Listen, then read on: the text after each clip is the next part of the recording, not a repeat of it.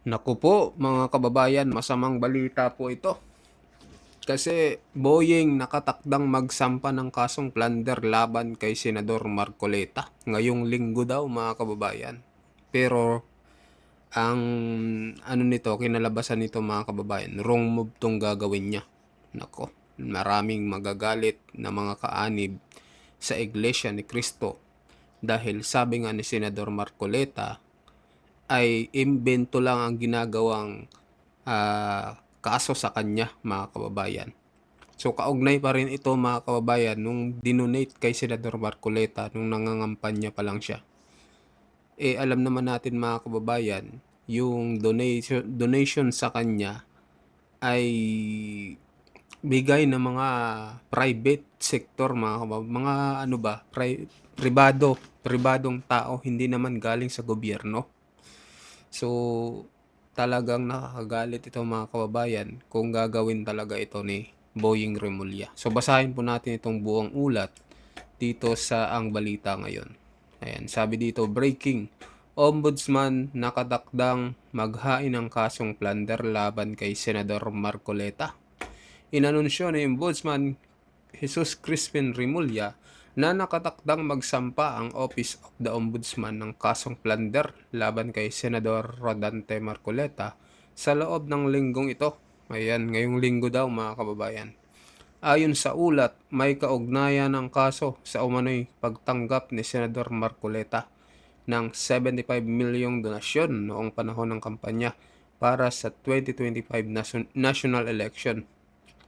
Kasunod nito, muling umani ang atensyon ang naging pahayag ni Marcoleta na handa siyang sumama sa mga otoridad kung sakaling magkaroon ng warrant of arrest laban sa kanya. Ayan, handa naman sumama si Senador Marcoleta. Kung sakasakali pong ituloy nila ang pag-aresto sa akin, ako po ay sasama sa kanila peacefully. Ayan po ang sabi ni Senador Marcoleta. Ibig sabihin, I will not resist. Hindi magre-resist si Senador Marcoleta. Mariinding tinanggi ng senador ang mga aligasyon at iginiit na wala siyang nilabag na batas. Wala akong alam na aking nilabag na batas. Yung pong kanilang mga asunto ay puro imbento yon. Ayan mga kababayan. Ang nakapagtataka lang dito nung nauna pa si Senador Marcoleta kaysa kay Joel Villanueva at Chis Escudero. Sabi niya nung nakaraan, hinog na daw yung kay Chis at kay Joel Villanueva. Pero ngayon dahil nga bumaligtad, kapag kalaban talaga nila mga kababayan, didiin nila kahit na imbento yung kaso ay ikakaso nila mga kababayan. Ayan. Sabi pa dito, iginiit din ni Marcoleta na walang umanong kaugnayan sa pondo ng gobyerno ang mga donasyong tinanggap niya. Kaya hindi niya maunawaan kung bakit ito nauwi sa kasong plunder. O nga mga kababayan.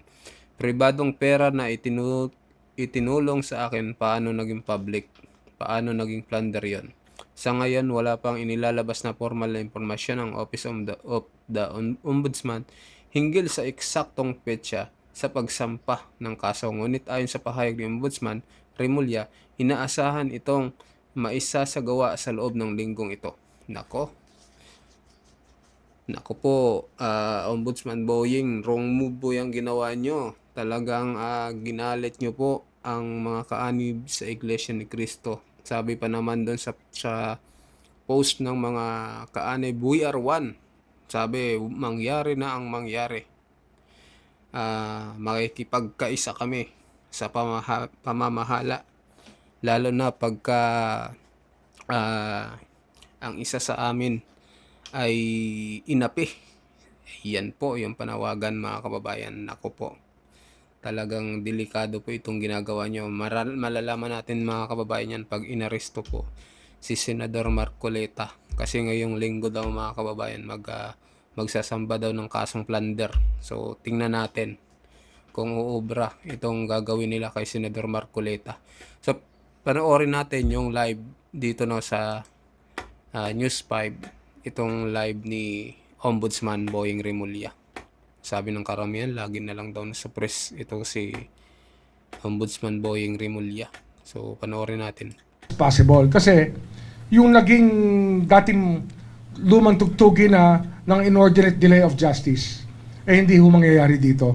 Sa atin dito, we do the case build up so we can present the cases immediately. wala hong mahabang kaso-kaso rito. Basta andyan na yung ebidensya, ilalatag namin yan paghanda na kami. Walang wala daw mahabang kaso-kaso dito, pero yung kay Cheese at kay Joel biglang biglang humaba mga kababayan. At malamang hindi namin ifa-file ang kaso pag hindi kami handa. Naman po will be stayed with us alongside sila Yusek, yung mga dating yung Yusek. Di ba? For all flood control cases. Yes, for all intents and purposes, he will be testifying for the prosecution. Okay, sir. Pardon me for belaboring the point, no? Ano nga pong status nila Senator Villanueva, Senator Escudero? Ongoing PI, correct? Ongoing PI. Okay. Ongoing And PI daw, relatedly, mga kababayan. kasi ang sasabi ng iba, the reason why they transferred was in exchange for... I am not privy to anything of that nature. No, mind you, we don't make deals with anybody with regards to the culpability or innocence of anybody. We don't make deals like that. And you're not going to be... So all the deals that we make here will be in open court. If we will discharge you as a witness, we will have you discharged as a witness. But there are no other deals accepted here. Okay, sir. Thank you. Ombudsman sir, clarification lang. Yung mga contractors is puro PI lang po yun, yung 8. Wala pong kaso and Meron isa dyan, hinog na, papasok na Sandigan Bayan. Pero yung 8, ito PI na. PI pa May lang. contractors daw mga kababayan, kakasuhan daw, yung isa daw hinog na daw, pero yung 8 may inimbestigahan pa daw mga kababayan. Ito na, PI pa lang. So in total po, mga Baka siyam. mahigit 8 yan, mahigit 8 yan. May higit Okay. 8 daw. Mahigit Sino 8. kayang sino kayang mga kontraktor ito mga kababayan? Ombudsman, good afternoon. Ano po yung maring naging dahilan, Ombudsman, kung bakit preliminary investigation pa rin yung ilalabas against Senator Joel Villanueva? For in fact, ang pagkakaintindi ko during the last time na magkaroon ng press conference with you, Ombudsman, ay parang ifa-file na yung kaso. Hindi namin tinanggap yung findings ng DOJ kasi nakulangan kami sa case build-up na ginawa ng DOJ, so we had to conduct our own. And we have to conduct our own. Ano yan eh? It's our choice whether or not to accept the work of the DOJ because we delegate work to them. And in case we have to improve on the cases to make sure that they're tight cases, watertight cases, then we conduct our own PI in this office. Kasi nga, what we delegated was not the result was not satisfactory to us, to our standards. Okay? Thank you. Magandang hapon sa inyo. Ba't hindi nabanggit dito yung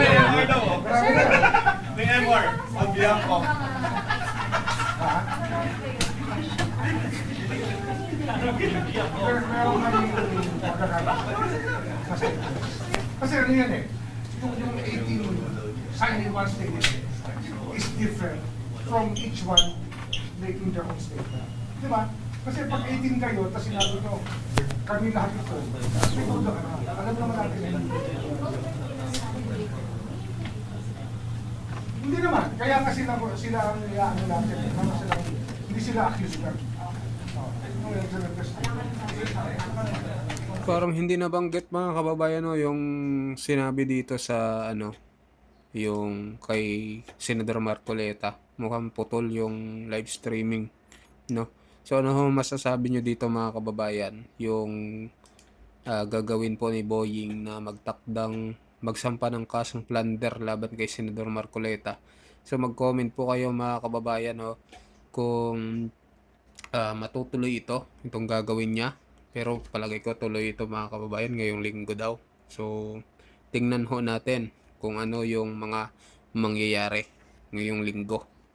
Dahil Lunes ngayon, so baka Friday yan mga kababayan. Kadalasan kasi Friday daw yan. No, yung warrant of arrest. Pag binibigay daw po sa aarestuhin yung warrant of arrest Friday, Sabado, Linggo, parang ganun mga kababayan. So abangan po natin. So tingnan din po natin yung pahayag dito ni Senador Marcoleta about dito sa 10 years old na yung 10 years old Marcoleta may mas mabigat na pananaw sa criminal liability. So, panoorin natin ito mga kababayan. Ito po yung gustong ipasang batas ni Senador Robin Padilla about nga to sa mga kabataan. Kasi medyo may nagkakaisip naman yung mga bata, no? Alam talaga nila yung batas. Lalo na yung mga medyo may matalino, talagang alam nila na hindi sila makukulong. So, pakinggan po natin itong pahayag ni Senador Rodante Marcoleta. Siyang Senator Robin, Opo. meron siyang panukalang batas na ibaba yung Yung age ng criminal law na may liability. Opo, criminal Yung, liability. criminal liability kasi may batas tayo 15. Yes po. Ngayon dahil nga sa panganib niyan, nagpanukala si Senator Robin na ibaba sa 10 years old. 10 years old. Naalala ko, Jen, ito, nangyari ito. Kaya ko naalala yung aking interpellation ng panahon na yun eh. Oho, nagbalik sa alaala niyo. Sabi ko, nung in-interpellate ko, mamaya pasinag natin kung available. Opo. Sabi ko kay Sen Robin, alam mo, Your Honor, sabi ko, tama naman yung panukala mo na ibaba natin. Oho. Pero sa tingin ko, wala talaga sa edad dyan eh. Kapag ka ang isang bata, meron na siya sa the age of discernment, sabi Opo. ko.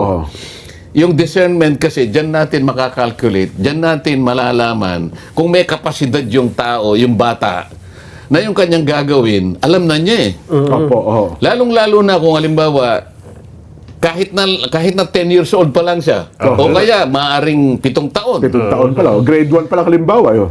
Kapag kako yung Korte Suprema halimbawa nagpahayag ng kanyang sariling pananaw diyan. Kapag ang isang bata kahit na 7 lang o kaya 8 o kaya 9 pero natunugan na meron siyang discernment. Ang ibig sabihin nun, yung consequence, yung resulta ng gagawin niya, alam niya eh. Oo. Tsaka alam niyang krimen talaga. Alam niya. Kasi yung consequence, alam niya eh. Opo. Lalong-lalo na kung nagplano pa siya. So, meron siyang discernment dito. Oho. Dapat yun kako ang simula ng pananagutan. So, tama ka rin dyan. Sabi ko, maring yung 10 is the exact level. Halimbawa, pero maaring bumaba pa dyan. Ang ibig ko sabihin, sabi ko, maari siyang papanagutin kapag napatunayan halimbawa ng korte na yung kanyang discernment ay nandun na. Maliwanag na kaya niyang tantyahin, kaya niyang alamin, pati pamamaraan ng kanyang gagawin Ayun. para isagawa yung krimen. Maliwanag na may pananagutan na doon. Yun ang aking, yung aking. Sana kung pwede nating pakinggan. Meron ba tayo? Para sa ganun ay naalala ko nga dyan eh. Opo. So, ibig sabihin, Sen, Anong malay ko na after 2 months may may mangyayari mangyayari ganito. So, kahit ito bata pa, kung ikaw may sapat na kabatiran sa isang krimen na gagawin Kung mo, totoo na nagplano sila at nalaman nila na wala silang pananagutan, maliwanag na yung discernment. Alam nila. Halatang Alam halata nila. talaga. kasi pinag-uusapan nila, nag-uusap sila Sen eh, parang messenger eh. Sabi niyo, baka makasuhan tayo. Hindi, sabi niya, juvenile ano tayo. Hindi tayo makakasuhan kasi ito palang edad natin, ikaw 15, ako 14. Kapag ka tayo hinatulan dito, magpakabait lang tayo sa DSWD. Maliwanag yung Opo, discernment. alam nila. Oo. May discretion pa siya eh. Opo. Pwede naman niya sabihin, hindi, wag na lang. Pero yung isa sabihin, hindi, ano tayo? So, yung discernment at discretion, nandoon eh. Sa mga tweet, pagka yung dalawang factors na yon, una, discernment, tas may discretion siya, alam niya yung consequence eh. Yun. nga po. Alam niya yung lawak o yung tindi ng outcome ng kanyang gagawin o kanilang gagawin.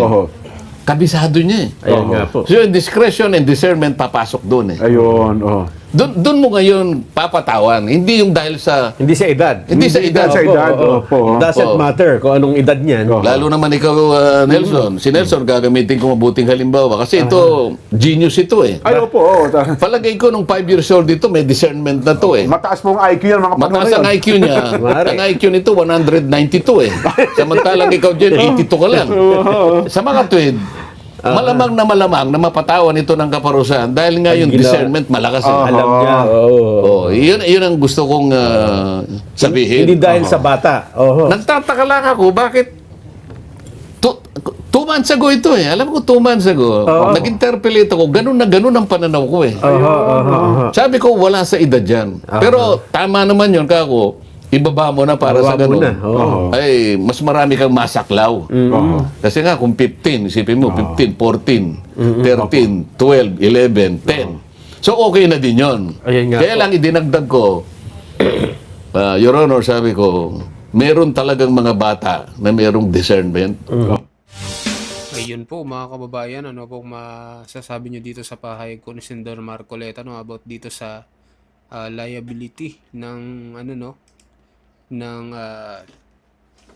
criminal liability no about dito sa 10 years old na gustong ipasan na about sa juvenile justice ni Senador Robin Padilla. So mag-comment po kayo mga kababayan. Ano rin po masasabi nyo dito no sa pahayag po ni Ombudsman Boying Rimulya na magsasampa ng kaso plunder laban kay Senator Marcoleta. So mag-comment kayo mga kababayan sa mga bagong pasok dyan. Huwag nyo rin pong kalimutan na mag-subscribe sa ating YouTube channel. Maraming salamat po sa inyong lahat.